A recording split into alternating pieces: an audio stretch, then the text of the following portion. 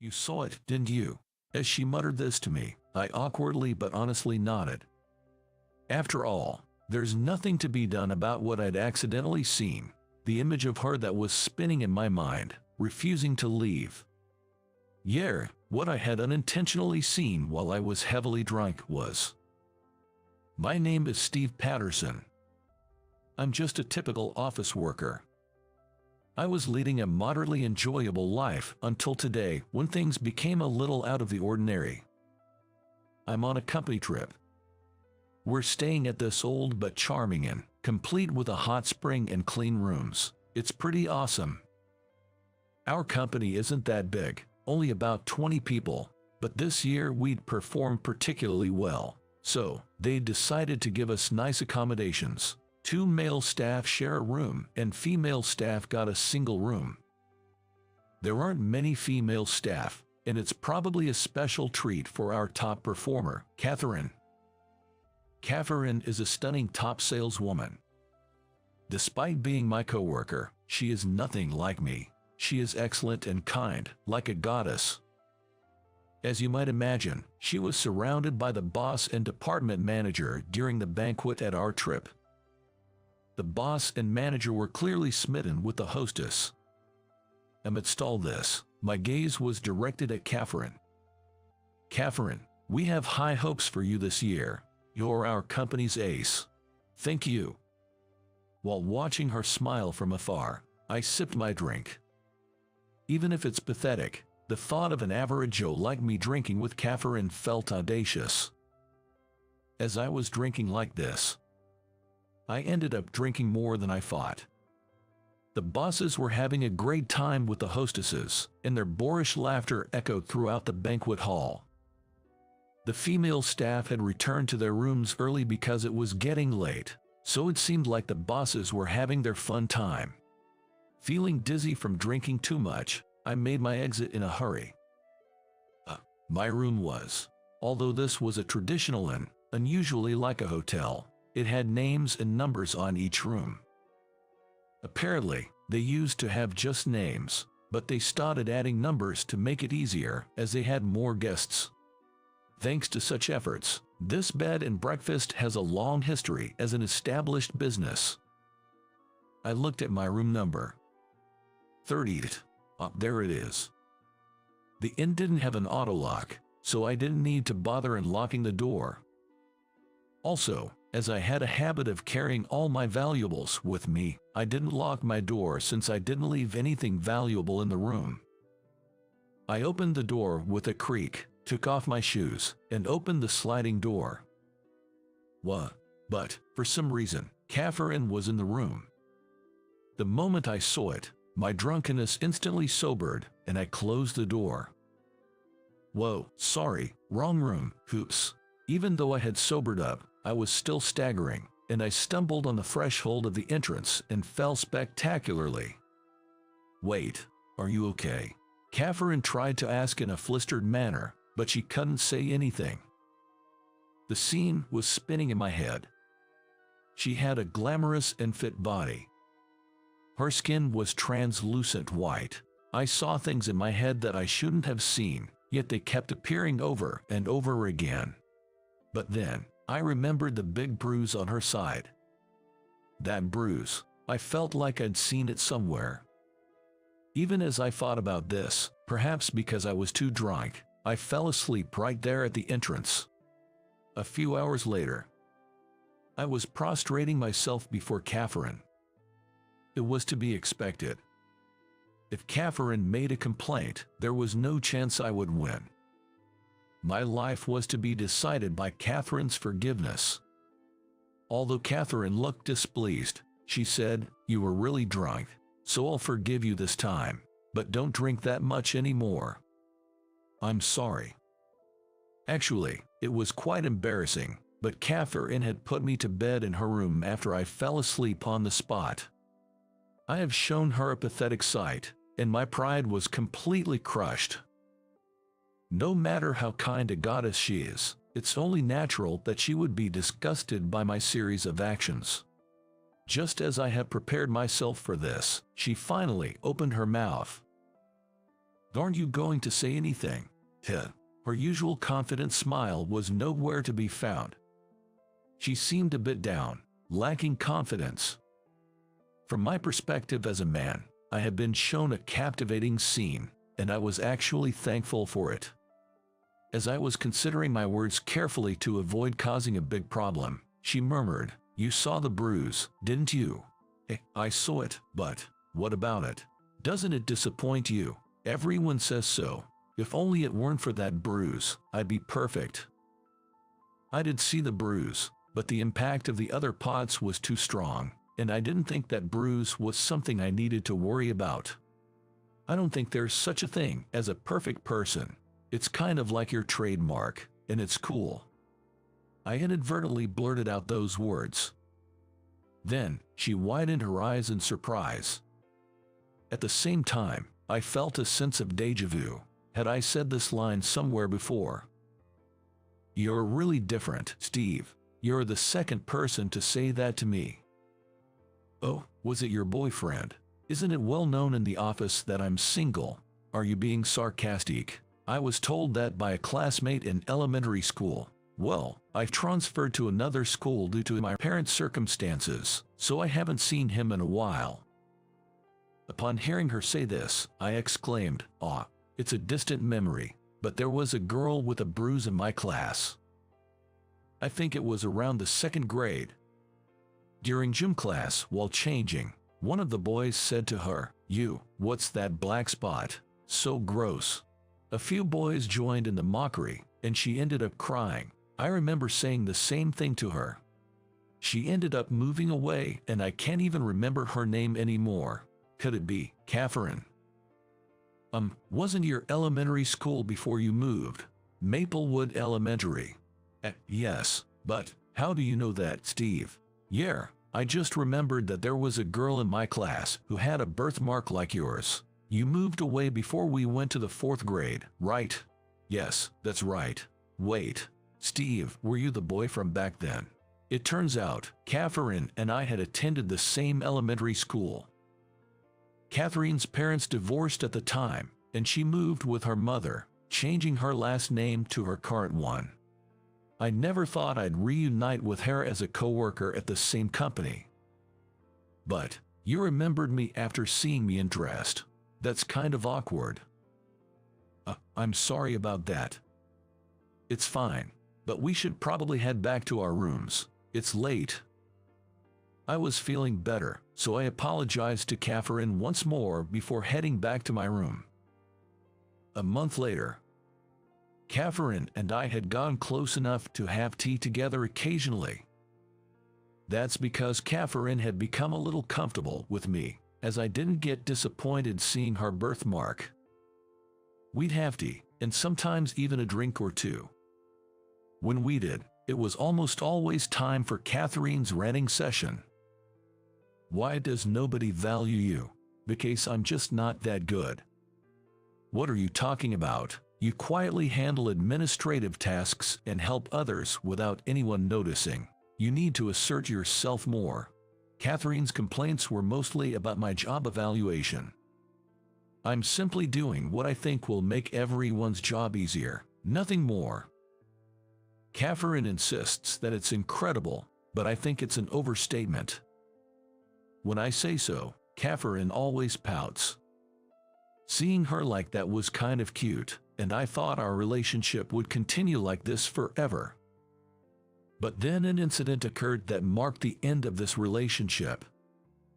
Catherine said she was going to meet a client, and then all contact with her was cut off.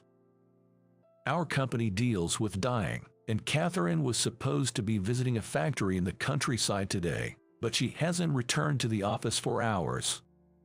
No one can get in touch with Catherine, and the factory says she came for a visit and then left.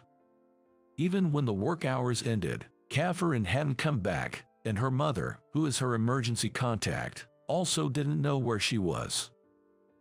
I was supposed to be done for the day, but it was hard to believe that the Catherine would go somewhere without reporting to the office. I decided to go looking for Catherine after work. The road leading to the factory is rarely used by vehicles. It was dark at night, and there was little I could do on my own other than look down at the mountain from the road, but maybe there was some kind of clue.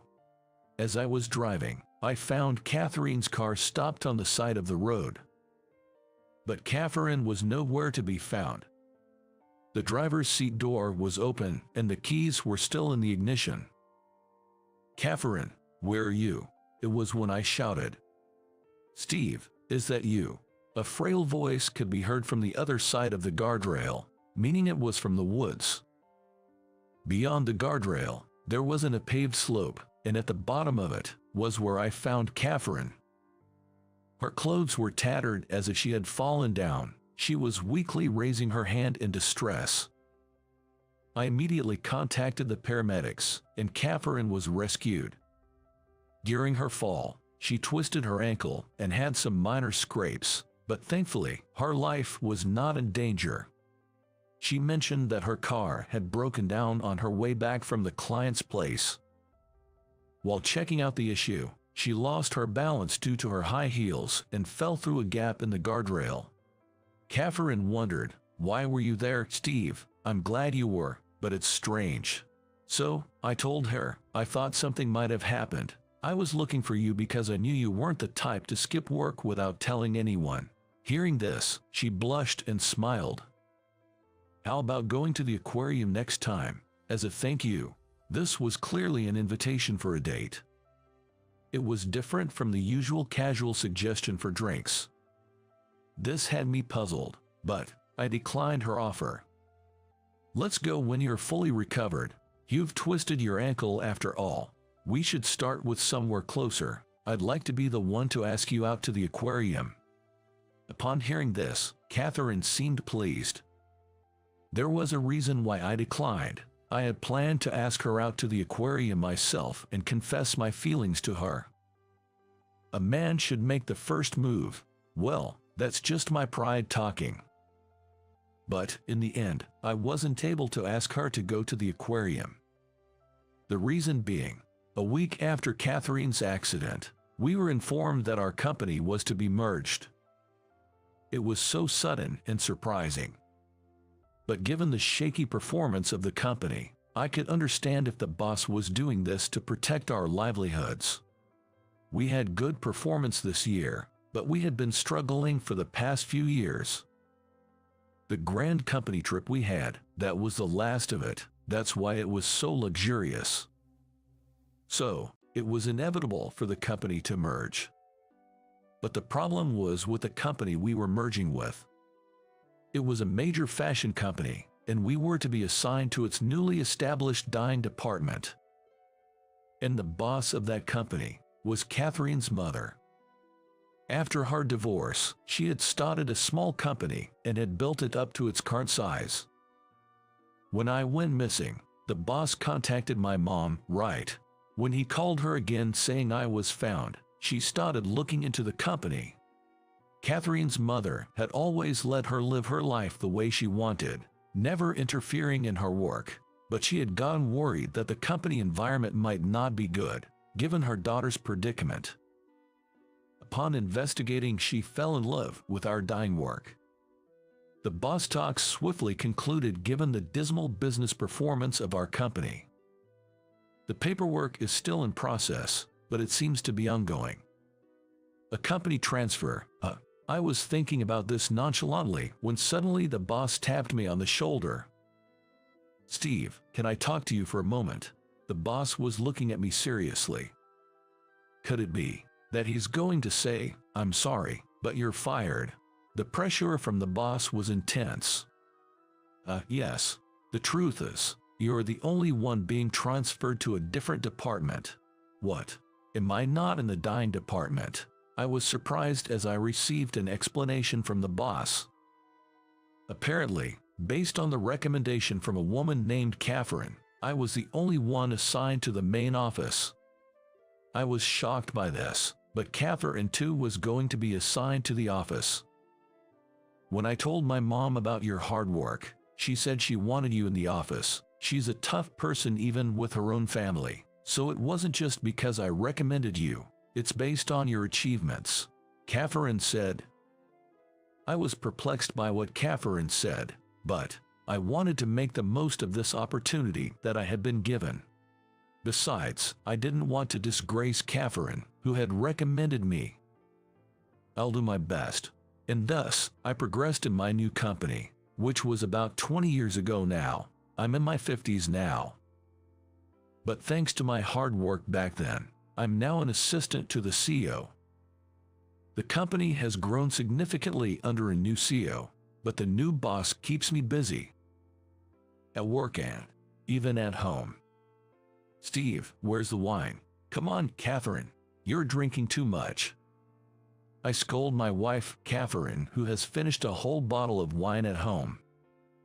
Since joining the office, we work together more, and although I originally intended to confess my feelings at the aquarium, Catherine confessed to me first. And so, we started dating, and then got married. We've been blessed with children, and we're leading a successful life together. Catherine took over the company, and I'm supporting her, but no matter how many years pass, Catherine keeps leading me. I find it absolutely endearing. Why not? It's our home, so it's okay to get drunk. You'll catch a cold if you sleep on the floor again. I don't need to hear that from you. I was at a loss for words. We've been together for 20 years, but she never fails to make fun of me. But I'm not upset. After all, if it weren't for that incident, I wouldn't have been able to spend time with her like this. All right, if you get too drunk, I'm sleeping on the couch. I don't want to sleep alone, so I'll stop drinking. Catherine says, smiling. I want to stay together until our smiles become all wrinkled. Thinking so, we enjoy our evening drinks in moderation, as always. Normally, I wouldn't be working in a place like this. Every day, all I had were complaints. One day, I opened the door to my apartment to find an unfamiliar woman changing her clothes. I thought I was hallucinating due to stress and dissatisfaction. Sorry, I can see you there. To my words, she calmly. My name is Tommy Reynolds. I work for a sports equipment manufacturer. On my 29th birthday this year, I reached the top of the sales department. I was featured in an interview in the company newsletter, published monthly, as the top salesperson. Among my colleagues, I was considered the most successful. I take pride in myself and have always approached my job with pride. I think it's the result of hard work, not talent. But in this world, the nail that sticks out gets hammered down. I wish I could have warned my past self, who thought he would be fine. The person who undermined me was my direct superior. I had been mistreated by this boss for a long time. The meeting times were wrong. He intentionally didn't pass on messages from clients, and there were too many incidents to count on both hands. I had managed to pull through so far, but this time it became irreversible. That client had promised me a large contract. On the day of the contract, my boss schemed to steal my deal. He gave me the wrong time. As a result, I was late on the contract date, and my boss, who was asked to explain the details to the client's representative again, couldn't answer anything. The client became suspicious, and we lost the big contract. My boss pinned all the blame on me. He reported to the top that it was because I was late. My boss, who is a relative of the company's president, got his way, and all my claims were rejected. My colleagues all looked at me with sympathetic eyes. The verdict for me was a demotion. I received orders to be dispatched to a factory in the countryside near the ocean, a rural town in California. I was off the fast track, and I left the headquarters while my boss saw me off through with a sneering smile. The factory I was dispatched to was a sewing factory near the sea. I was given the position of office manager. The factory had a factory manager, and there was no such position as office manager in the first place. It was a made-up position for me, a sinecure. I guess the rumor about me had reached the factory. Everyone was wondering why the top salesman who graced the company newsletter was assigned to their factory. The factory manager is a gentle, kind person who is loved by everyone and is about to retire soon. He never asked me in depth about this personnel change. And so my new life began. I was told that the company housing was fully occupied, and I rented an apartment near the factory. It's so run down and almost laughable. Surprisingly though, it's clean, and that was the only saving grace. I don't have the same passion for my job anymore, of course. My work is nothing more than checking the time cards of the employees working in the factory at a small office. Every day, it's the same routine with nothing exciting going on. I never thought I'd see the day, but now I go home on time every day. I enjoy a slow walk back to my apartment, while gazing at the sea shimmering in the sunset. This walk back home has become my only joy. One day, I heard some noise from my apartment when I returned. Of course, I locked it before leaving, and I had the key. The word burglar flashed through my mind. I slowly turned the doorknob. It wasn't locked. Pulling the doorknob towards me, the door swung wide open. What lay before my eyes was a strange woman changing clothes. A half-naked woman was staring at me with a bewildered expression. "Ha, sorry, I can see you." That's the first thing that slipped out of my mouth. Oh, how embarrassing. The woman in mid-change continued to change without hesitation. Regaining my senses, I rushed out of the apartment and slammed the door shut. As the door shut with a loud thud, I could hear the woman's hearty laughter from inside. I double-checked the room number multiple times. This was definitely my apartment. I didn't recognize the woman who was laughing inside. Summer is near, and I braced myself if she might be a somewhat unusual. "I kept you waiting. Please, come in." A carefree voice from inside the apartment called out to me, who was crouching down with my head in my hands. No, this is my apartment, I thought, but nervously opened the door. She had a healthy tan skin and big expressive eyes, unlike anyone I've seen around here. "Who are you?" I was dumbfounded as she tilted her head and asked. This apartment, it's mine." From her expression, it didn't seem like she had the slightest idea that she might be in the wrong place. I showed her the key I had and explained that this was my apartment. Then she showed me her key, with a dolphin keychain attached. She said this was her friend's apartment, and she had a spare key.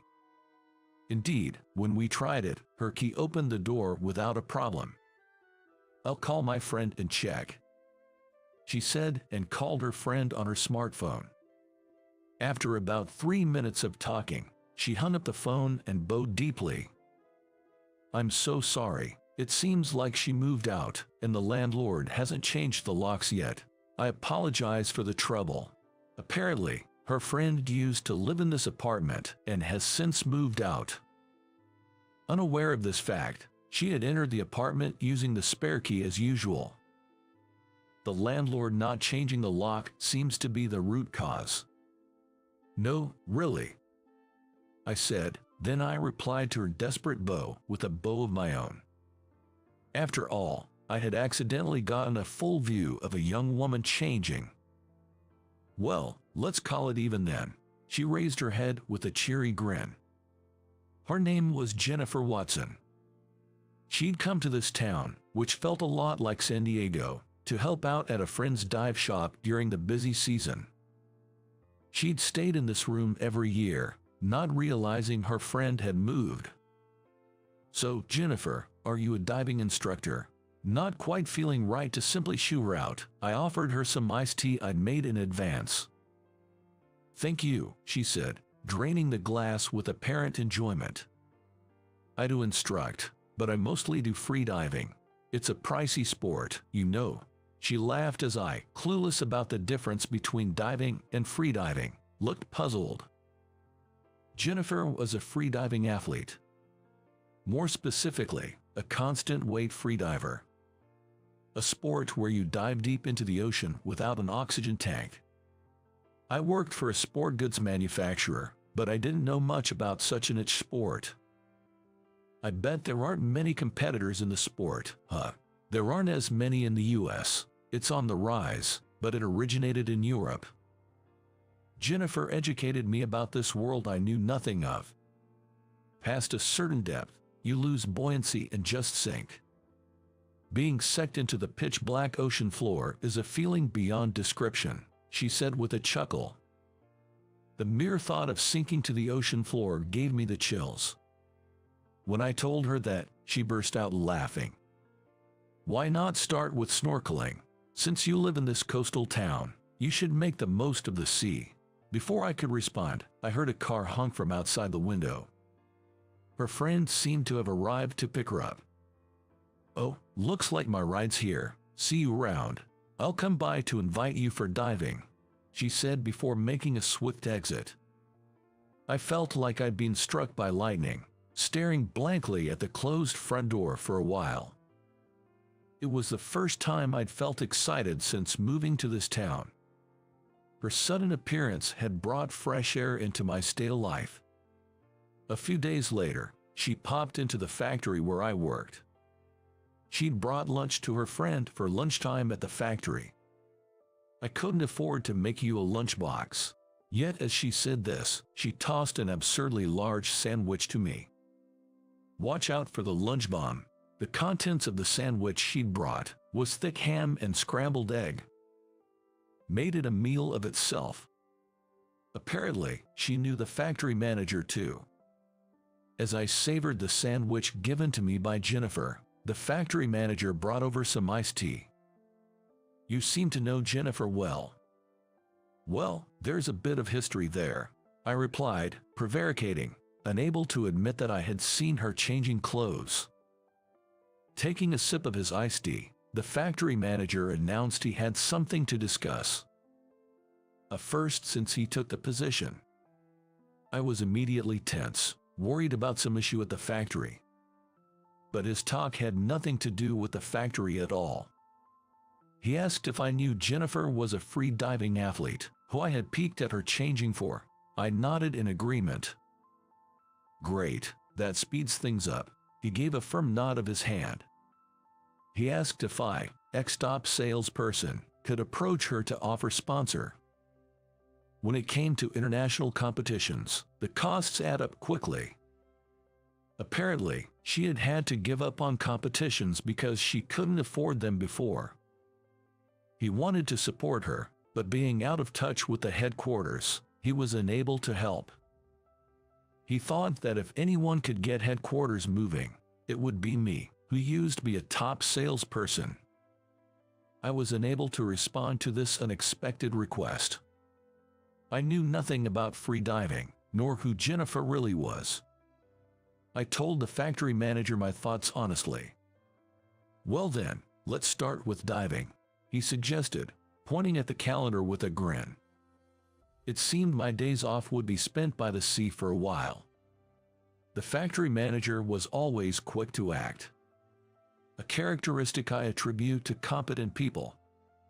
On my next day off following our conversation, I was promptly enrolled in a diving school, with theoretical lessons in the morning followed by practical ones in the afternoon. Raised in the city, the deep sea was an unknown world to me. Jennifer was there to gently support me as I cautiously approached it. The first time I dived into the sea, it was, to put it mildly, awesome. While there was a lot to learn, and it wasn't all fun and games. Yet, looking up at the sea surface from beneath, glistening with sunlight, and being enveloped by the gentle seawater was indescribable. The bubbles I exhaled climbing to the sea surface seemed like a scene from a fairy tale. I was captivated by the sea in just one day. You'll get addicted, Jennifer had told me just before diving. Turned out she was spot on. After finishing the practical diving session and the school finished for the day, I accompanied Jennifer for her free diving practice. She hung a guide rope, relaxing and floating on the surface of the water. A countdown began 2 minutes in advance, and she was to begin her dive within 10 seconds of the official top announcement. Overstepping that would result in a penalty. After a series of deep breaths to fill her lungs with air, she disappeared beneath the water. All that was left for us in the venue was to watch the clock and wait for her to resurface. The tension during this time was beyond imagination. There's a clip attached at the depth, one declares. You must remove it and safely resurface. Apparently, some athletes faint from lack of air. The fear was magnified after doing a dive, falling into the depths of the sea due to gravity without an oxygen cylinder on your back. A few minutes can feel incredibly long. Eventually, she emerged on the sea surface. As per the procedure, she said, "I'm okay." Just like that. She removed her nose clip and smiled. I'm well versed in land sports, but it was the first time I saw free diving up close. I thought the way the team came together in tension to support her was impressive. The concept of doing it for someone else came to mind. I might be able to do it. It was a moment when the switch in my head turned on after a long time. From that day, I went to the sea on my holidays. Of course, I got a license. I accompanied her many times in her practice and built up an image in my mind. I also became friends with the people at the diving shop and guest house. They are all cheerful and love the sea. No one speaks ill of Jennifer. It seemed they were purely cheering for her dream. The expectations weighing on me are also huge. To make her dream come true, my hard work is essential. It was a long time since I was transferred that I visited the headquarters. There is no marine sports department in my company. I decided to take on the challenge of making presentation to establish a new department. The headquarters were as lively as before after a long time. I pulled myself together and attended the internal presentation. The trigger for taking the step was a single phrase from her. There's no marine sports department. Then you should create one. If there's no place, create it yourself. Make the most of your unique strengths and do something that no one else can think of. There are faces of colleagues and bosses who have trapped me at the presentation. I can't fail. A long-lost fighting spirit lit up within me. The presentation was a great success. The president is very interested in launching a new department. He was also interested in nurturing young athletes. In a few days, the CEO and several headquarters staff members will come to watch a mock free diving competition. We've reached the tipping point. The presentation was a success. The bosses are coming to watch the mock competition, not just for Jennifer. Can't other athletes participate as well? I contacted her right away. On the other end of the phone, everyone was celebrating the success of my presentation. Understood. I'll gather the people, you decide the day. I really appreciate all of your help. I heard her voice sound a little tearful. I'm the one who should be saying thank you. Without her support, I don't think I could have recovered. At the CEO's request, the arrangement for the mock competition was made quickly. On the day of the event, it was sunny, and the sea surface was reflecting the sunlight brilliantly. We hired a chartered bus, and the bosses arrived. They planned to visit the factory in the morning and watch the free diving mock competition in the afternoon. It seemed to be the first time the CEO visited the factory, and the factory managers were busy with the hospitality. Surprisingly, the factory manager and the CEO seemed to be old friends. Listening to their conversation filled with old stories, it seemed the factory manager was the top salesperson among their peers. The factory manager also seemed to have quite a past. At a barbecue on the beach, the athletes and local divers mingled. I arranged direct conversations with the CEO about diving, the competition, and the predicaments the athletes face. In the open atmosphere, the lunch meeting proceeded smoothly. That's when a man made a snide remark in a noticeably loud voice. He was picking on a young girl even though he wasn't drunk. He was openly ridiculing the freediving competition as just diving. When I checked the source of the voice, it was my former boss who had undermined me. I wasn't expecting him to be accompanying this tour, so my mood sunk a bit. In front of the athletes, my former boss kept provoking by saying that this mundane sport wouldn't work for promotion. Although there were athletes who got angry, Jennifer stepped in and stopped them. It's pretty lame to pretend to know something you don't and then make fun of it, she said, looking straight into my ex-boss's face. Unable to find a retort, he glared at her, his face turning bright red. Even when glared at, she remained calm. She had confidence and conviction. As we started spending more time together, I found myself drawn to her just like I was drawn to the sea. I haven't told her yet, but if this presentation is successful, I intend to confess my feelings to her. The mock competition in the afternoon was a huge success. Since it was done while explaining the rules of the competition one by one, it was easy to understand even for those watching freediving for the first time. She patiently answered every question thrown by the CEO and other employees. The CEO and the others seemed to have felt the same excitement and tension I felt when I first watched freediving. They were also fascinated by the charm of the staff involved in this competition. The presentation, including the mock competition, was a huge success. On the spot, the CEO made a contract with their team. He promised to provide full backup.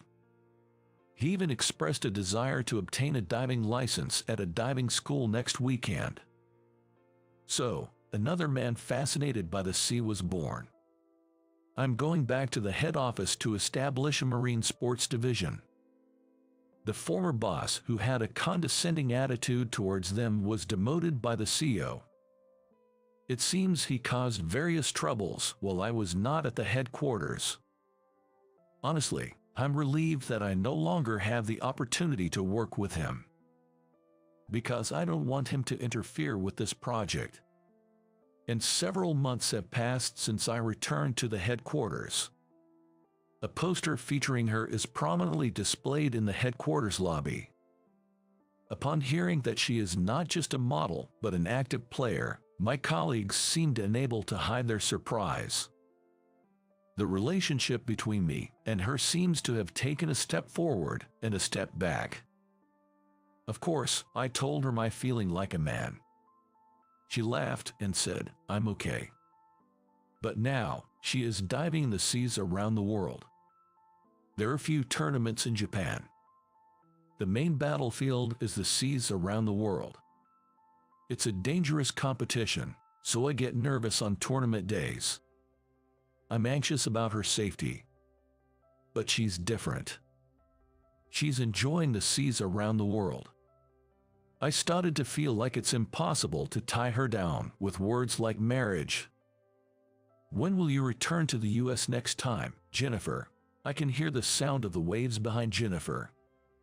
She must have just gotten out of the sea. "I'll be back in the US next week."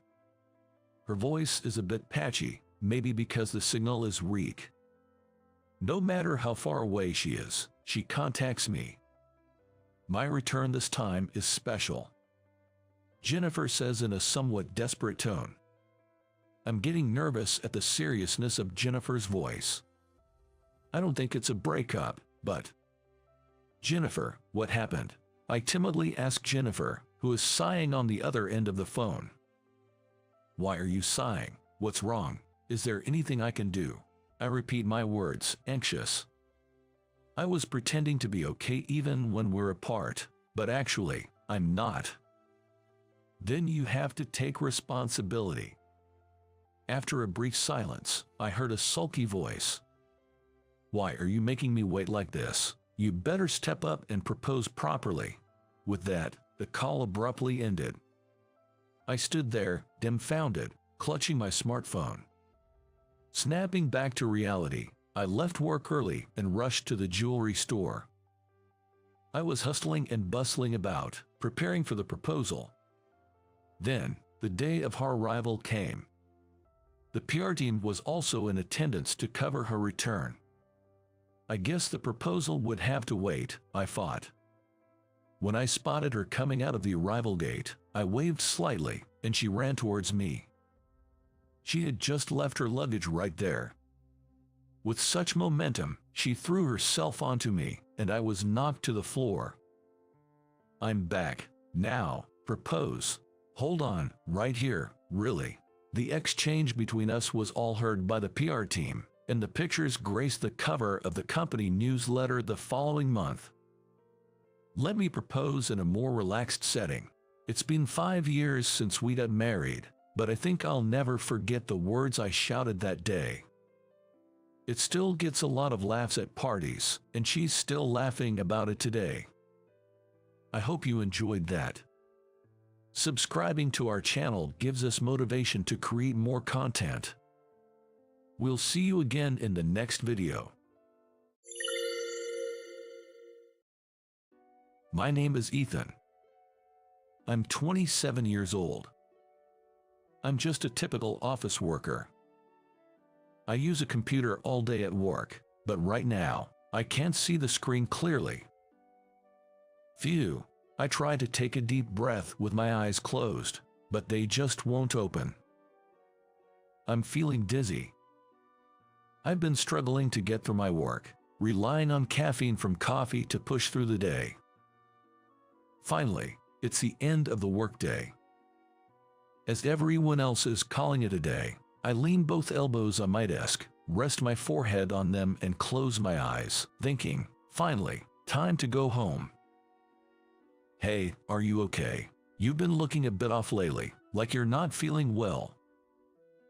My boss, Robert, talks to me with a concerned voice from behind. No, I'm just sleep deprived. Sorry, I'll be more careful. Seeing Robert look worried, I decide to tell him the truth.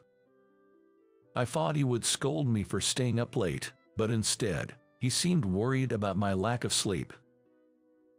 Is something going on?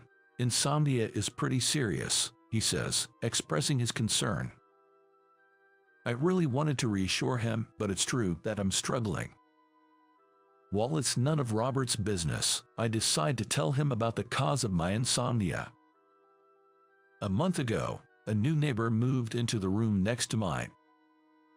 My apartment is a rundown corner unit on the first floor, and the room next to mine had been vacant for a while. A student-looking guy moved in during the moving season, and he'd been making a noise every night, bringing friends over. He seems to be a night owl, making noise, shouting, and occasionally causing the wall to shake. Additionally, it seems someone new moved into the room above mine as well, who runs the washing machine at night and stomps around loudly. I used to hear the sounds of the neighbors' doors opening and closing, but I didn't realize how thin the walls were because the room next to mine had been vacant. Due to these disturbances, I've been waking up several times during the night and suffering from sleep deprivation. I don't want to have issues with my neighbors, but it's been unbearable, so I reported the situation to the landlord. Despite my report, the situation didn't improve. I talked to the landlord again, but he just said that he'd left a note for them and didn't seem like he could do anything more. I guess I have to put up with it as the rent is cheap, but it's really tough, I told Robert. After hearing all this, he said, I see, that's quite a predicament. Lack of sleep can ruin your health. I understand your situation now, but don't hesitate to take a day off if you're not feeling well, okay? I felt grateful for his kindness and hoped that things would be better. However, even after another 2 weeks, the noise problem continued. I used to live in a shared house near my university when I was a student. So, I thought I had a certain level of tolerance for noise. But this noise is too much for me. At the shared house, we had strict rules, and if someone broke them, they would be warned and eventually kicked out by the owner if they didn't change their behavior. As it's a convenient location for commuting and the low rent, I chose this rent-down apartment, but now I think the shared house was a much better choice. I don't want to underperform at work. So, another day passed with me fighting sleep deprivation with the help of caffeine. As Robert was passing by, he talked to me. "You still look pale. Don't push yourself too hard. I want to talk to you later, okay?" and patted my shoulder.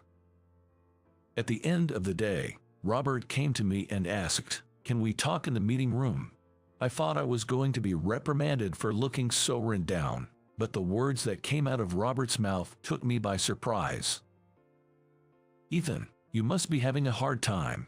Why don't you come stay at my place?" From the look on his face, it seemed like he wasn't joking. Apparently, he had been worried about me and had discussed it with his wife. Turned out that his wife also concerned for my health, suggesting that I should stay at their place to prevent me from collapsing.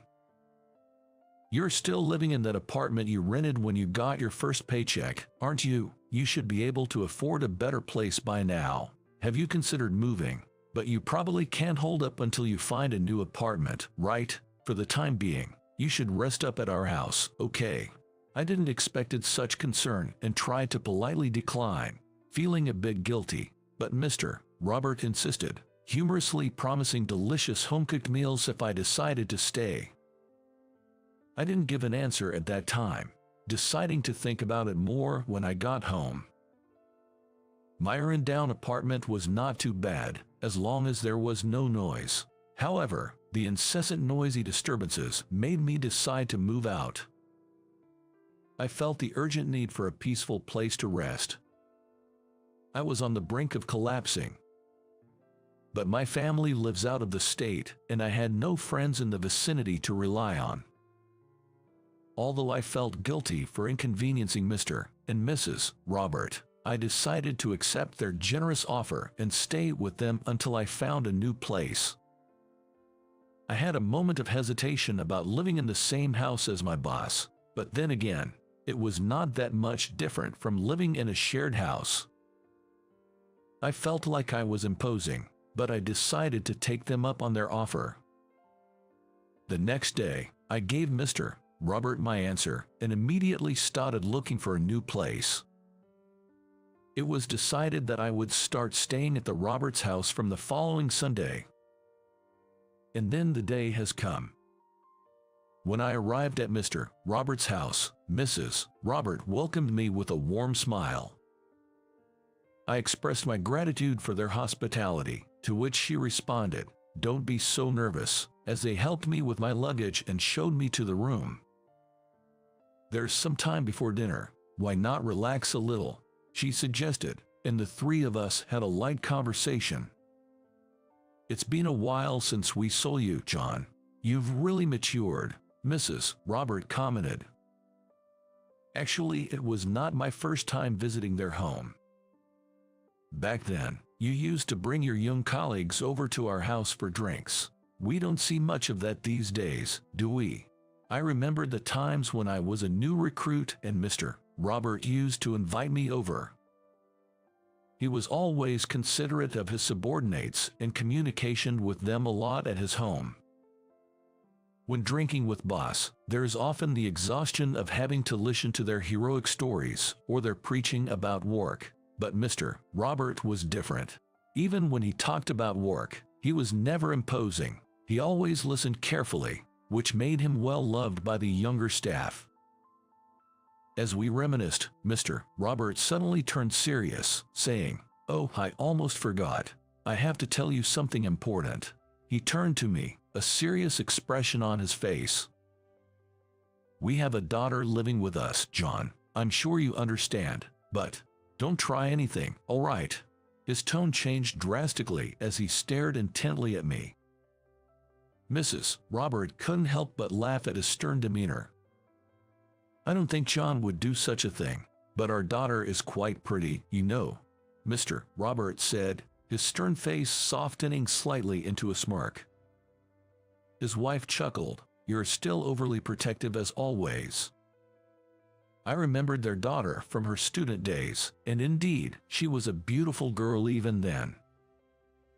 Their daughter, Amy, had just graduated from college this spring, and she started working as a hotel staff at the front desk. I met Amy at dinner time. We were having dinner without her as she was coming home late, when we heard her voice from the entrance. "I'm home." I greeted her at the dining table, apologizing for starting dinner without her. But when I looked up and got a proper look at her, I was momentarily stunned. Amy had grown up into a striking beauty. "No problem at all, take your time," she said. Amy smiled and said something that had everyone at the table nodding in agreement. "She's so beautiful. It's no wonder the boss is so protective of her," we all thought. Amy then went to her room to drop off her bags, then took the seat next to me. At that point, the boss paused. Hang on a sec," he said, appearing flustered. The boss turned to Amy, who was about to start eating, and said, "You can't sit next to him, Amy. Come sit over here." He wanted her to switch seats with him. "She's a girl who's not yet married, after all. We can't let her sit next to a guy so casually," he joked. Yet, there was a serious look in his eyes. We all ended up laughing at our overly protective boss. Before going to bed, I took a bath. "Ethan, can you drink herbal tea?" When I got out of the bath, the boss's wife asked me so. When I replied that I was able to, she said, "That's great, herbal tea helps you sleep," and made some for me. We were all sitting comfortably in the living room drinking herbal tea, when suddenly the boss said, as if he had remembered something, "Ethan, you're good at English, right?" When I nodded, he turned to Amy and said, "Amy, we've got a teacher right here." I saw Amy's eyes light up. When I asked why, she explained that she uses English a lot in her work at the hotel's front desk. The hotel is a Japanese-oriented, so a lot of foreign tourists visit there, so she had to pass an English test to get hired. But, apparently, actual practice is quite difficult, and she's a bit insecure about phrasing and such. I actually spent 3 years abroad in high school. I followed my father on his overseas assignment and lived there. Even now, I can still speak English because I occasionally have to deal with people from English-speaking countries at work. Today, I just want you to rest. I don't want to push you, but if you're feeling better, could you take a look at my daughter's English? The boss asked me this, and Amy also requested it. Of course, I agreed. Thanks to the boss and his family's kindness, I was able to sleep well that night, and I recovered a few days later. Going to work with the boss every morning was a strange feeling, but I got to hear all sorts of work stories from him, and it made me feel like a new employee again. I also felt happy that we could now talk as equals. His wife, who is a housewife, was really good to me. The food was delicious, and she even did my laundry. I was so grateful I didn't know what to say. The boss and I, who both have the weekends off, started having a drink together on Saturday nights. He used to drink every night, but now he's being health conscious and only allows himself to drink on Saturday nights. We enjoyed the evening with food prepared by the boss. I was surprised that he could cook, and we had a great time talking over drinks. As I listened to the boss talk and nodded, I suddenly became emotional. He talks the stories about his daughter with kind tone, his wish for happiness for his family, and his advice to me to walk a similar path in life. Watching him, I couldn't help but think of my own father. My father passed away before I became an adult. Just after we returned from the 3-year overseas assignment, my father passed away. I remembered the time shortly before he died when he told me, "Ethan, when you become an adult, I want to share a drink with you." Maybe it was also because the boss's gentle way of speaking was so much like my father's. If my father were alive now, would he be like this? Thinking that, tears streamed down on my face. "Hey, what's wrong?" Turning to my side, I found myself crying, no doubt surprising my boss. "No, I'm good. Just drunk a little too much." I shrugged it off with a sheepish response, but couldn't help the tears from spilling out, even as I tried to hold them back. "No, I apologize. I was just thinking of my dad," I admitted candidly. Then, I talked about the promise I couldn't keep with my father. "Is that so?" There were tears in my boss's eyes as he said that. "Your father would be proud if he saw you now, Ethan. You've grown into a hard-working, good guy." He said that, patting my shoulder reassuringly. The words just made me cry even more. His tone was just like my father's. It felt like my dad was talking to me. That night became a special one for me. As we promised, I used the spare time in the evening to tutor Amy. Her days off changed due to her shift schedule and her being a new employee, but she comes home early. We are able to find common time. She asks me about the conversations she struggles with, what she couldn't understand on that day. I answer her questions, and she actively asks me for more. I advise her on how native speakers would say it, the polite way of phrasing things. Amy diligently takes notes, practices pronunciation with me. To respond to her enthusiasm, I do role-playing exercises with her repeatedly to make her more practical in conversation and actions. Initially, I was nervous around Amy, but recently, we've been able to chat casually. We've started trying to make these small talks in English, making it a bit of a game, and we've become somewhat friendly. Before I know it, it's almost a month since I moved into my boss's place.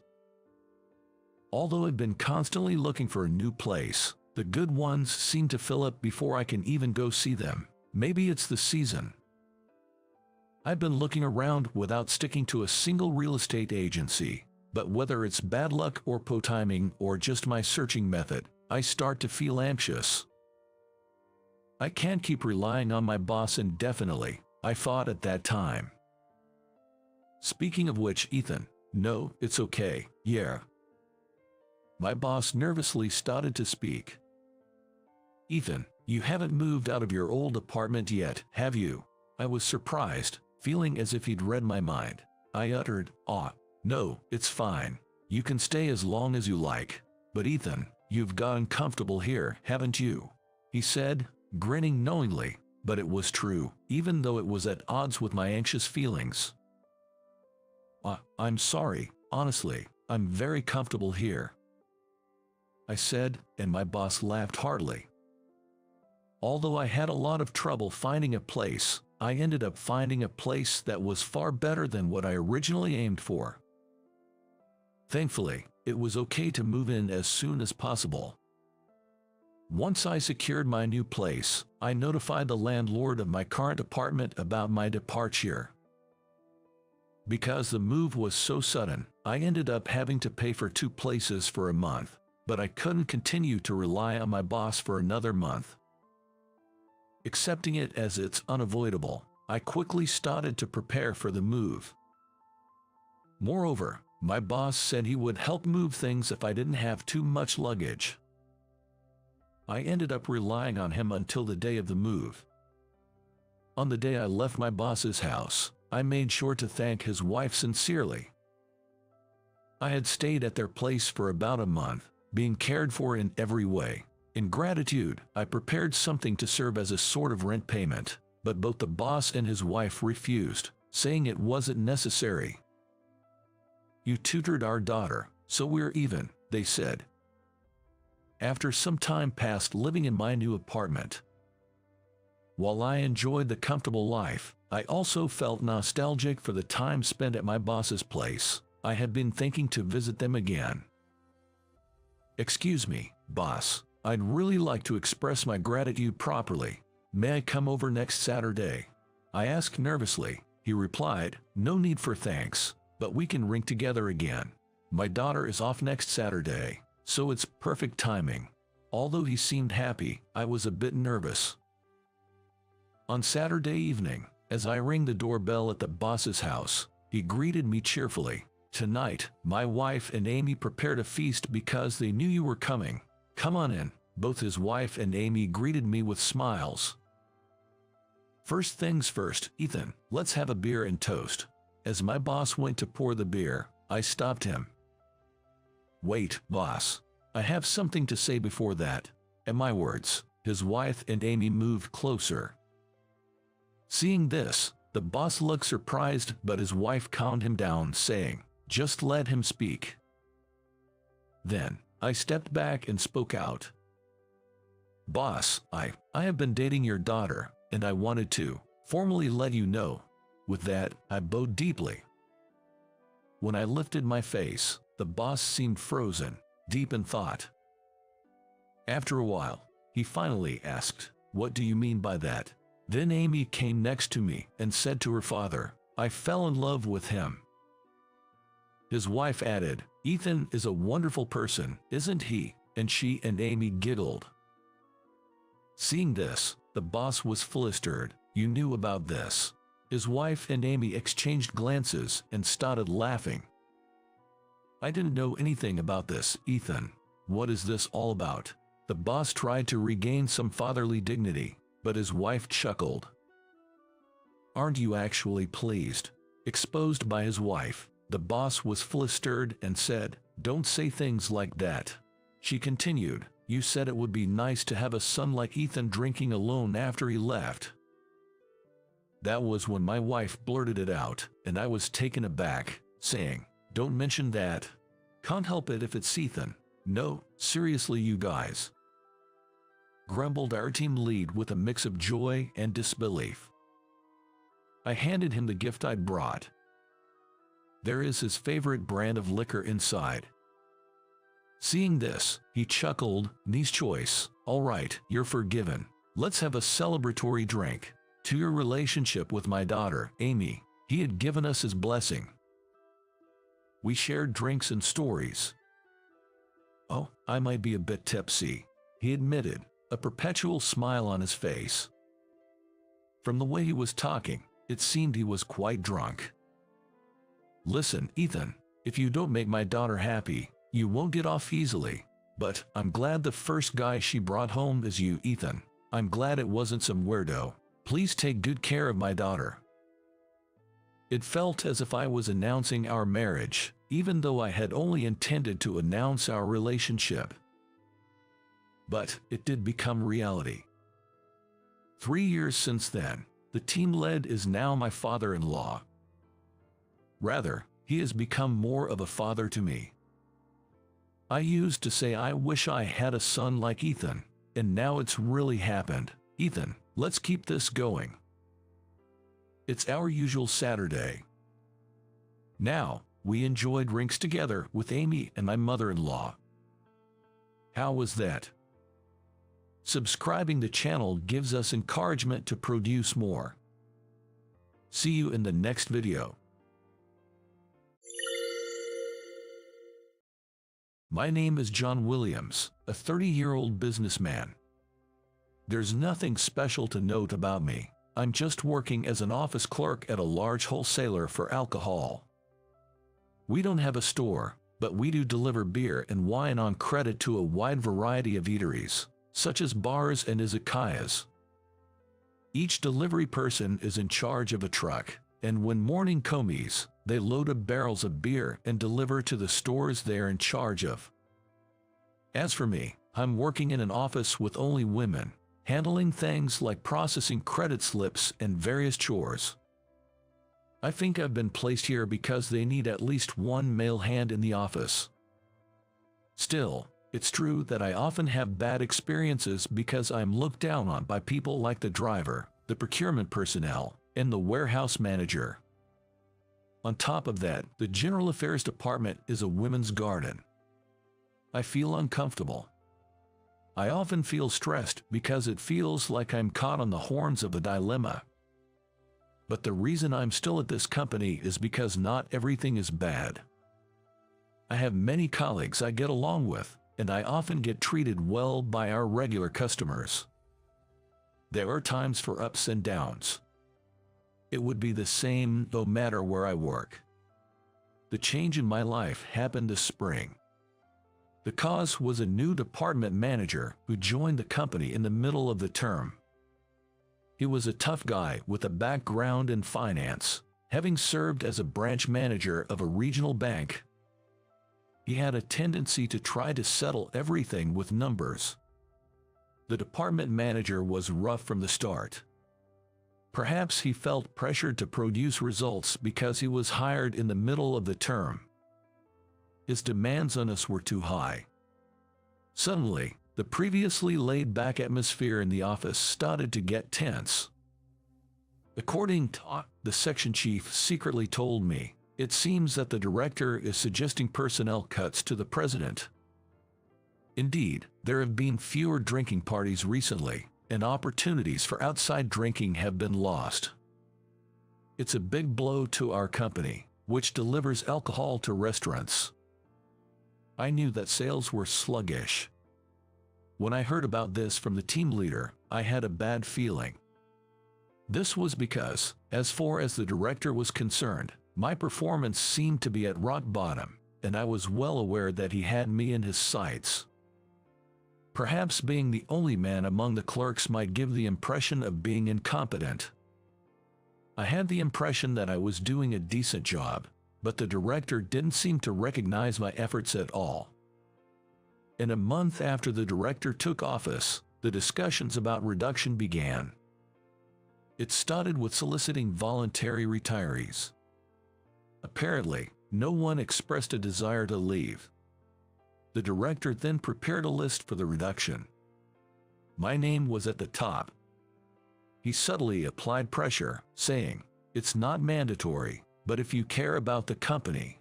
Besides me, several delivery personnel and assistants were chosen. It seemed like an arbitrary selection on the director's part. The warehouse keeper's name was on the list, and he was outraged. And rightly so. If the warehouse keeper quit, the company would be thrown into chaos. Because no one else can find a single bottle of wine in the huge warehouse. The president didn't seem to like the list either, but he had difficulty expressing his opinion to the director, who was an elite from the banking world. Even those whose names were on the downsizing list didn't willingly apply to resign just because their names were there. The company atmosphere was like, let's ignore the list, but the director didn't like that. Salespeople aren't in the company during the day. During the day, the director's target was me, the only one left in the office. Even when he didn't have anything to do, he kept loitering around my desk and nitpicking. I sincerely wished he would just stay cooped up in his office. Are you doing only that job every day? You have a tons of work because you're slow. The director would lean over my work and scold me in an unnecessarily loud voice. I guess he wanted everyone in the office to hear. Every day, the office atmosphere got worse because of his yelling. And the director blamed it on me.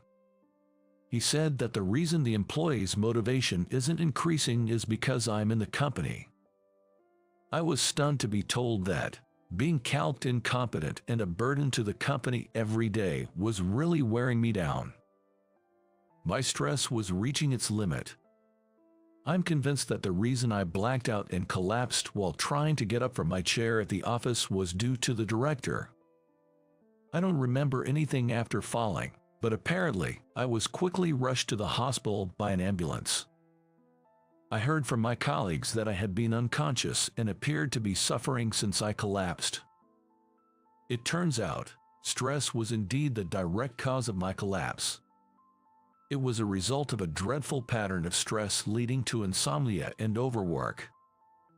When they performed the tests upon my emergency arrival at the hospital, the attending physician told me that there seemed to be other worrisome symptoms, which surprised me a bit. It turned out I would have to continue with further diagnostic tests. The results of these thorough tests revealed early-stage colon cancer. Receiving a cancer diagnosis was quite a shock, but I was a little reassured when the doctor told me that since it was in the early stages, there was a high likelihood of complete recovery with surgery. A hospital stay for tests turned out to be a much longer hospitalization than I anticipated, which was bothering me. Just as I thought my hospital stay might drag on a bit longer and contacted my office, the document that the secretary, now named as Nancy, brought me was early retirement papers. She looked very apologetic as she handed them to me, saying she was told by the director to deliver them. "Thank you, who've asked the nasty task." When I spoke to Nancy, who had brought the documents, she told me, "You should just ignore such papers." Of course, I don't want to take early retirement. I shoved the envelope into the drawer of the bedside table in my hospital room. "John, we'll take your temperature and blood pressure now." The nurse came named Kathy, replacing Nancy in the room. The first time I saw her, I was so struck by her beauty that I didn't even realize when the injection was over. Yes, please go ahead." I get overly nervous when Kathy comes in. Her being extremely beautiful is one reason why I get so nervous. On top of that, she never smiles. She's called Iron Mask by the inpatients.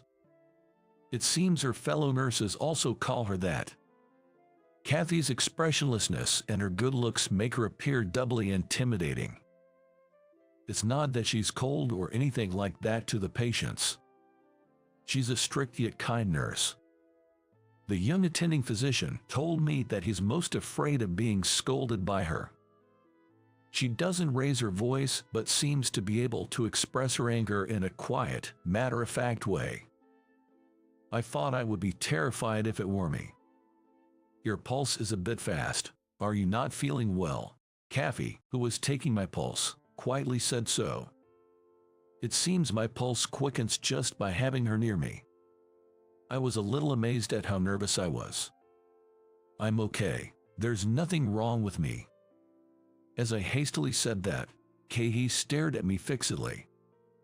And then, she let out a small sigh. I started to panic, wondering if I had disappointed her. But her sigh was not one of disappointment. "Don't just dismiss things lightly as okay. You're here to fight a disease, remember. If you're feeling bad or if there's even a slight difference from your norm, make sure to tell us," Kathy said with a serious expression. Then, she deeply bows in my direction, apologizing for her inadequacy. "Wait, why? You don't need to apologize for anything, Kathy. I understand there's a certain atmosphere around me that makes it hard for you to open up. I'm really sorry about that." I wonder if Kathy knows what people call her behind her back. I gently look at her face, wondering if she's hurt. Her usual expressionless face is there. I'll be a good patient." My words slip out awkwardly, as I don't know what to say. Iron-faced Kathy's eyes widen in surprise. Then she quickly returns to her usual expression and simply responds, "I appreciate that." I suddenly feel embarrassed and couldn't say a single word until Kathy left the room. Hospital life is surprisingly busy with continuous tests before surgery. Today, I didn't return to my room until past 3 p.m. after the tests. Dragging my test-weary body into my room, I find that there's already someone there. It's my boss. Just seeing him doubles my exhaustion from the tests. He notices me return to the room and, without any words of consolation, just says, "Hey." I don't feel like responding, but he's still my boss, even if he's not the most pleasant. As an employee, I don't have much room to argue. Quietly, I just sat down on the edge of the bed. "I'm sorry for the inconvenience, Director." That's the unwritten rule for employees, I suppose. My apology was met with a condescending nod from the director. "I've heard you're in for a long stay. Have you received the early retirement forms? Why haven't you submitted them yet? The company would be better off without deadweight like you." He spoke to me as though I were a child, which got under my skin. I must have let my irritation show. The director gave a nasty grin. He was trying to rile me up, I knew that, but his attitude was hard to stomach. "You came all this way to tell me that. I'm sorry for the trouble, but I have no intention of retiring early." I tried to choose my words carefully, trying to stay as calm as possible. Really, I wanted to shout him down and send him packing. The director smirked as if he could read my thoughts, and he didn't stop. If I caused a scene here, he might use that as an excuse to fire me. The tension hung in the air between the director and me, like a standoff. The one who shattered that tension was Nurse Kathy. "Excuse me, I believe I asked you to call me with the nurse call button once you return from your tests. Have you forgotten?" The hospital room door burst open, and in strode Nurse Kathy, glancing back and forth between the director and me. "I'm sorry, but could you please leave the room?" Her voice was soft, but there was an undeniable authority in it. She shot the director a frosty stare, explaining, "He's tired from his tests." What a rude nurse. I'm this man's superior, and the director rose from his chair, glaring at Nurse Kathy. But she simply pointed to the door and repeated, "Please leave." "Boss, that doesn't matter here. This is a place where you follow the doctor's and nurse's instructions. You think being a boss works everywhere." The director's face turned beech red at that. It was like she'd called him out for flaunting his petty power. "How dare you? I'll remember your name." With a parting shot, the director stormed out of the room like he was running away. I listened to the receding footsteps, letting out a sigh of relief. "Would you like to lie down?" Kathy, as if nothing had happened, helps me to comfortably lay down. After laying down, all the exhaustion came to me. "Why don't you take a nap until it's time for dinner?" As she suggests this, she pulls the blanket up to my shoulders. I can't help but feel a little shy. "Thank you. That man, he's a bit of a problematic boss. I appreciate you sending him away." As Kathy is about to leave the room, I call out to her, and she slowly turns around. In her flat tone, she says, "It's my job." Right, but still, I wanted to say thank you.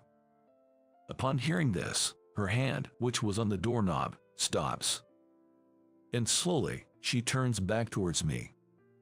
Kathy looks at me with a strange expression. The moment I thought her feelings briefly showed on her face returns to its usual expressionless, iron mask. Without saying anything more, she leaves the room. Fortunately, the surgery was successful, and I continued my treatment towards recovery. My body was at its limit due to stress. Even after the surgery, I was told to rest properly. During my lengthy hospital stay, I set a goal for myself. That was to see Kathy's smile by the time I was discharged. I really wanted to see her smile. I also had a feeling that I wanted to grab her attention. Apparently, the director had visited the hospital several times after my surgery. But he never made it to my room. I was surprised to hear from another nurse that Kathy had turned him away every time. I was nothing but grateful to Kathy. I was attracted to her. All the strategies I came up with to see her smile ended in failure. Whether I prepared a horse mask or practiced magic tricks, everything was a bust. When I shared my Make Kathy Laugh project with other nurses, the news spread throughout the hospital. Getting advice from other patients, brainstorming strategies together, my hospital life quickly became more fulfilling. Yesterday, finally, a seemingly exasperated Kathy told me to focus on my treatment since I'm the patient. From then on, every time I try to make her laugh, I get scolded with the same line. One day, as my discharge date was approaching, I got an urgent call on my cell phone from my colleague, Laura. There had been a customer who was a regular complainer, making numerous complaints every day, causing work to be disrupted. Normally, I would be the one dealing with this customer. The complaints were usually about simple things like wrong order or late delivery, nothing too serious. But this time, it seemed the customer was extremely angry because they received a different product than the one they ordered. I understand the situation, but I'm in the hospital. If you can't handle it, just escalate it to upper management. Let them deal with all of it, I advised. Normally, I could handle most complaints at my level. But this time, I'm afraid the bosses would have to step up. Laura said she would do that and hung up. The complainer was a guy named Mr. Ferguson, who ran a couple of bars and snack joints. He could be a bit tricky at times, but he wasn't unreasonable. As long as the first step in handling the complaint was correct, there shouldn't have been any problems. I've never experienced a complaint so severe that the phone didn't stop ringing for days. The day after Laura's call, my boss barged into my hospital room. He burst past the nurses who were trying to stop him, giving me quite a surprise. "Director, what's going on?" His forehead was covered in sweat, and his usually crisp suit looked somewhat worn out. "You've been handling that complainer and smoothing things over. It's your responsibility. Contact him and sort this out, now." He tossed the company cell phone at me, which made me feel exasperated. I did not pick up the company cell phone, so the director kept yelling at me, saying that I should be grateful that a useless person like me could be of use. I was starting to worry about causing a disturbance in the hospital. Reluctantly, I picked up the company cell phone. "Is it you again? This is a hospital. Please, keep it down." Just as I was about to make the call, Kathy entered the room. The nurse who had initially tried to stop the boss had apparently fetched Kathy from another ward. She was stone cold, glaring at the director without flinching. With her imposing demeanor, the director was taken aback. "I'm giving this good-for-nothing some work. Don't meddle with company affairs. You're just a nurse." Just as the boss's tirade was coming to an end, Kathy swiftly grabbed the company cell phone from my hand. Then she shoved it into the director's chest pocket, rather forcefully. "From this moment, this room is off-limits to visitors. Why don't you go back and do your own job?" Kathy said as she pushed the boss out of the room and closed the door behind him. I heard a click as a sign was hung on the doorknob. It must be a no-visitor sign. I could hear the director yelling outside the room. He made a ruckus for a while, but it seemed like he was escorted out by the security guards who came rushing. In the end, from what I heard from another nurse, he was even begging Nurse Kathy. I did feel a bit sorry for him, but I think it served as a good lesson for the director. Afterwards, it appears that the director got more complaints from a customer while handling a complaint. In the end, our regular client, Mr. Ferguson, said he would switch to another liquor store, effectively terminating his contract with us. It was a major blow to the company, and after a thorough investigation into the cause of the complaint, a revelation came to light. The director had rearranged the office on his own, and it seems a new and experienced worker had been put in charge of order reception. With no one to assist, the newbie was left to handle everything on their own. That's when the mistakes at the reception started piling up and caused the complaint. There are so many types of alcohol that you can't count them all. Without an experienced receptionist, it's difficult to understand specific wine brands. Normally, an experienced office worker would be assisting the newbie. But the director jumped the gun with the reorganization for cost-cutting, causing chaos throughout the office and the entire company. When the cause of the huge loss to the company was reported to the CEO, his reputation took a nosedive.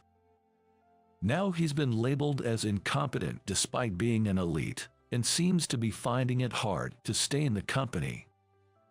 "What are you writing?" Kathy, who came to change my foredrip, peered at my computer screen. "I'm writing my own know-how on dealing with complaints. The method varies depending on the customer. Now, that director seems to have been assigned to handle complaints. The director, while retaining his title, has been told to take the lead in handling complaints. A colleague told me that he's been tormented every day by troublesome complainants. I think it would be a plus for both the customers and the company if I could contribute to handling complaints in any way." "Are you going to aid the enemy?" I get slightly embarrassed as she tells me this with a somewhat unresolved look. I'd rather see a smile on your face than that shocked look. In the end, I never got to see a smile on Kathy's face during my hospital stay. After a hospital life of over a month, I finally reached the day of my discharge. The attending physician and nurses who took care of me in the ward see me off at the hospital entrance. I'm about to get emotional as I even receive a bouquet of flowers as a discharge celebration. Kathy is also here among the people seeing me off. With her usual emotionless face, she stares at me. "I've been in your care a lot, Kathy." When I stand in front of Kathy to express my gratitude, I end up witnessing something unbelievable. "You did well, John. Congratulations on your discharge." With that, she softly flashes a smile, as beautiful as a blossoming flower. I'm about to drop the bouquet in my hands from the surprise. I thought to myself, what a terrible woman she was at the end.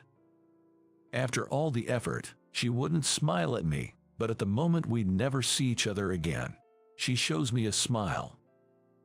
Memories of my hospitalization with her cross my mind one after another. Once I start to recall the fun moments, I can't hold back anymore. I burst into tears in reaction to her smile. Seeing this, the people sending me off start to roar with laughter. I'm so embarrassed. Unable to hold myself back, I crouch down on the spot. Well, do not cry like that. People who work hard deserve a little reward. This is just a bonus. Kathy whispers this while gently patting my crouched back. A piece of notepaper, roughly inscribed with her familiar handwriting, has her cell phone number on it, and she gently places it in my hand. Below it are the words, "Contact me if you feel like it. I'll be waiting." By the time I stop crying in surprise and look up, she's already returned to the send-off line, waving with her usual emotionless face. I wave back at everyone while expressing my thanks, then get into a taxi. In the moment I get in, I call Kathy's cell phone. "You're impatient, aren't you?" After 5 rings, she answers the phone with a soft chuckle. I hadn't thought about how to ask her out and can't find the words in my sudden panic. Will you date me with the intention of marriage? This was the first thing that came out. Even the taxi driver turns around in surprise. I'm so embarrassed I wish I could disappear into a hole. Isn't that a bit too hasty, but okay. Perhaps I found the treasure of my life in a hospital and I was too lucky. A few years later, I can't help but grin imagining her standing next to me in a white bridal dress. How did you enjoy today's story? Subscribe the channel and give us likes. It gives us motivation for our production activities. We're also looking forward to hearing your comments. See you again in the next video.